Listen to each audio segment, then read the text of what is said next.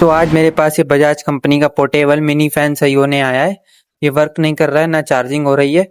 इसको हम फटाफट से चेक कर लेंगे। इसको खोलने का तरीका मैं आपको बता देता हूँ। इस पे पीछे ध्यान से देखिए, 2 लॉक लगे होते हैं साइड में, ठीक है।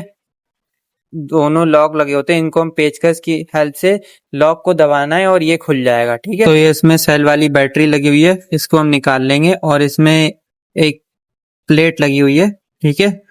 ये इसका ऑन वाला बटन है और यूएसबी चार्जिंग वाला पोर्ट दिया हुआ है। तो इसकी बैटरी को हम निकाल कर दूसरी बैटरी लगाएंगे। चेंज करके देख लेते हैं, हो सकता है इसकी बैटरी ही खराब हो। इसमें की सेम बैटरी हम लगा लेंगे। तो ये मैंने इसमें दूसरी बैटरी लगा दी है। अब हम इसको चेक कर लेंगे। ठीक है दोस्तों, ये वर्क करने लग गया, बिल्कुल ओके हो गया। इसकी बैटरी हमारी खराब थी, मैंने चेंज कर दी। तो आप भी इस तरीके से इसको सही कर सकते हो। ये वाली बैटरी आपको मार्केट में आराम से मिल जाएगी। वीडियो पसंद आई हो तो मेरे चैनल को सब्सक्राइब करिएगा। राधे राधे।